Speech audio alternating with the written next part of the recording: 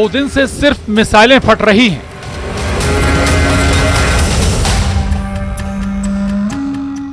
मौत बढ़ रही है। मातम मनाने की फुर्सत तक नहीं मिल रही। पुतिन की रॉकेट फोर्स ने यूक्रेन को धुआं-धुआं कर डाला है। हमले रुकने का नाम नहीं ले रहे। फाइटर ड्रोन रॉकेट की बौछार कर रहे हैं। मीडियम रेंज मिसाइलों के धमाके से यूक्रेन थर्रा रहा है। यूक्रेन के सुमे से युद्ध के जो दृश्य सामने आ रहे हैं वो कलेजा कपा रहे हैं। यूक्रेन हमले की जुर्रत करता भी है तो रूस दोगुनी ताकत से टूट पड़ रहा है। लगातार दूसरे दिन मिसाइल अटैक कर रूस ने 30 लाशें बिछा दी हैं। सुमे में हुए मिसाइल हमले में 134 से ज्यादा लोग बारूद से झुलस गए हैं। सुमे की तरह ही ओदेसा में रूस ने तबाही मचा रखी है। 16 अप्रैल की सुबह ओदेसा में अंधाधुंध मिसाइलों की बौछार की गई।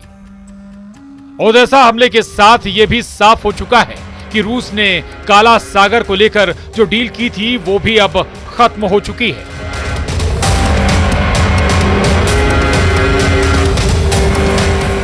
काला सागर तट पर बसे ओदेसा में रूसी मिसाइलों के हमले से कई घर तबाह हुए हैं। यूक्रेन ने आरोप लगाया है कि सुमे और ओदेसा में रूस ने बेगुनाह लोगों पर बारूद बरसाया है। रूस के हमले में तूफानी रफ्तार नेटो चीफ की यूक्रेन विजिट की वजह से आई। मार्क रूटे के यूक्रेन दौरे से भड़के पुतिन ने तांडव मचा दिया।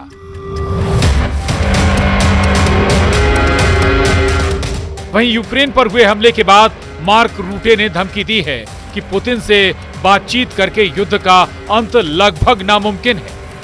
मार्क रूटे ने एक बार फिर पुतिन को यूरोपीय देशों की पावर दिखाई है।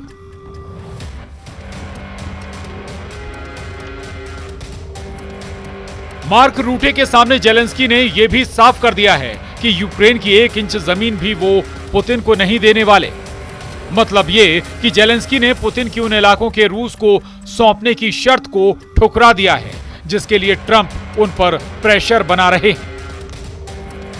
यूक्रेन का बड़ा हिस्सा रूस के कब्जे में है। पुतिन चाहते हैं कि कब्जे वाला हिस्सा रूस का माना जाए।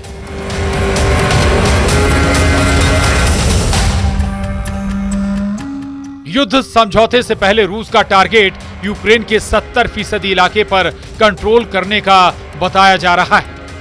इस लक्ष्य को हासिल करने के लिए पुतिन आर्मी ने पूरा जोर लगा दिया है। इसे ऐसे समझिए कि 1 मार्च से 26 मार्च के बीच रूस ने फरवरी की तुलना में 17% ज्यादा हमले किए। 25 से 28 मार्च तक हर दिन 200 हमले, जो 2025 में 3 दिन की सबसे ज्यादा है।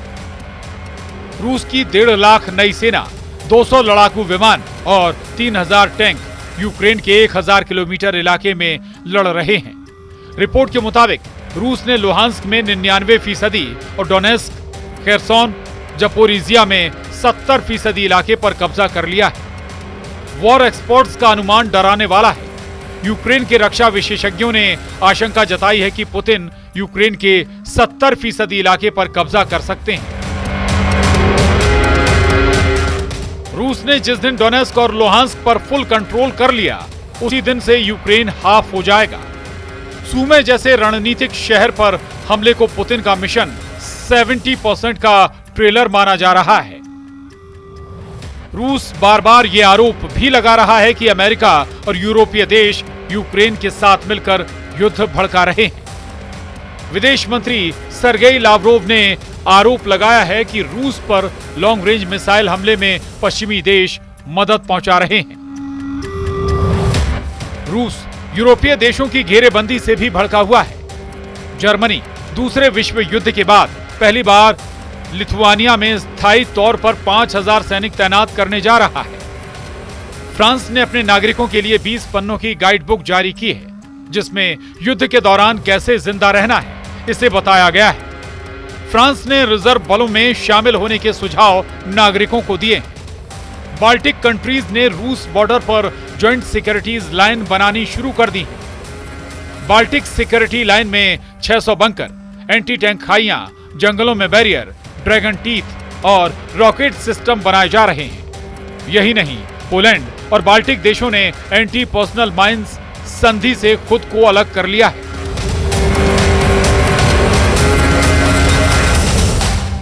नाटो ने आशंका जताई है कि बहुत जल्द पुतिन यूरोप पर हमले करने शुरू कर सकते हैं। इसके लिए पुतिन सेना में 30 लाख सैनिकों तक इजाफा करने में जुटे हैं।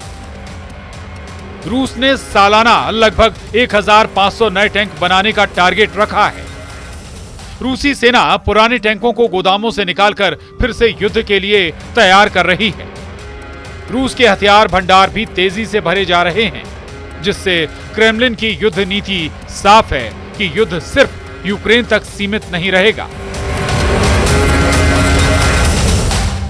इस बीच सामने आई एक जानकारी ने भी यूरोप को दहला दिया है। पिछले 20 महीने में उत्तर कोरिया ने रूस को करीब 40 लाख तोप के गोले सप्लाई किए हैं। न्यूज वायर के मुताबिक उत्तर कोरिया ने तोप के गोले की डिलीवरी समुद्र और रेल के जरिए की है। उत्तर कोरिया से गोला बारूद से भरे 15,800 से ज्यादा कंटेनर रूस भेजे गए हैं। रॉयटर्स के मुताबिक शिपमेंट वोस्तोचनी और डूने के रूसी बंदरगाहों पर पहुंचाए गए, जहां से तोपखाने के राउंड सहित लगभग 16,000 कंटेनरों को रेल से यूक्रेनी सीमा के पास गोदाम में पहुंचाया गया।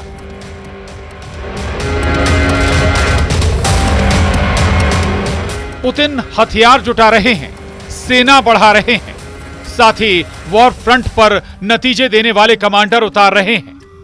रूस ने वॉर फ्रंट पर ऐसे खूंखार कमांडरों को कमान सौंप दी है जिनके क्रूर कारनामे अमेरिका तक में कुख्यात हैं।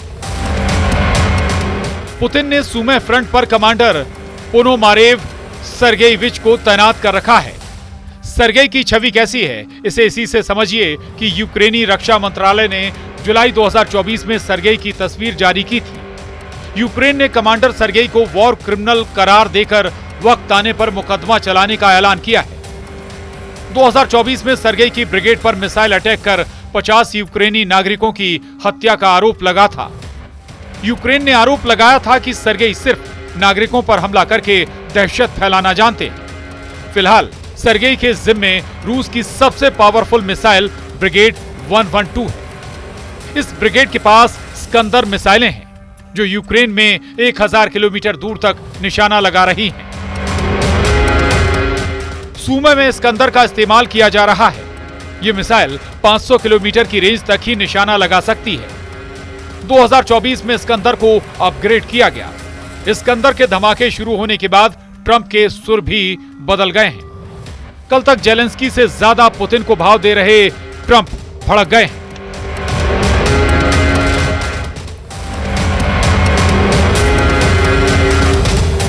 ट्रंप ने सुमे में बैलिस्टिक मिसाइल हमले के बाद कहा है कि पुतिन ने बहुत बड़ी गलती कर दी है। ट्रंप ने सुमे हमले को भयावह बताया है, जिसके बाद जेलेंस्की ने मौका देखते ही ट्रंप से पैट्रियट मिसाइल डिफेंस सिस्टम की डिमांड कर दी है। लेकिन व्हाइट हाउस में मीडिया बातचीत में ट्रंप ने जेलेंस्की की मांग सिरे से ठुकरा दी। ट्रंप ने ऑफ कैमरा यह भी कहा कि जेलेंस्की हथियारों की डील के बहाने तलाशते। ट्रंप ने सोशल मीडिया ट्रुथ पर जेलेंस्की और बाइडेन को युद्ध भड़काने के लिए जमकर कोसा है।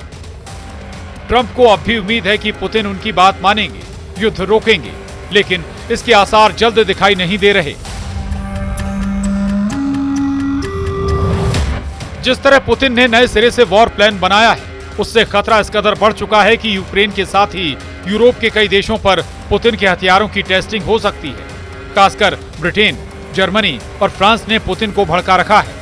ये तीनों देश यूक्रेन की सुरक्षा के लिए सेना भेजने का इरादा रखते हैं। पुतिन को यह कतई मंजूर नहीं कि यूक्रेन में किसी और देश की सेना पहुंचे।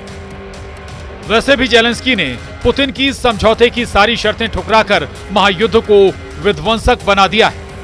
अब किसी भी गलती पर पुतिन परमाणु बमों का गोदाम खोल सकते हैं, जिसके बाद की सारी लिमिट क्रॉस होना तय है।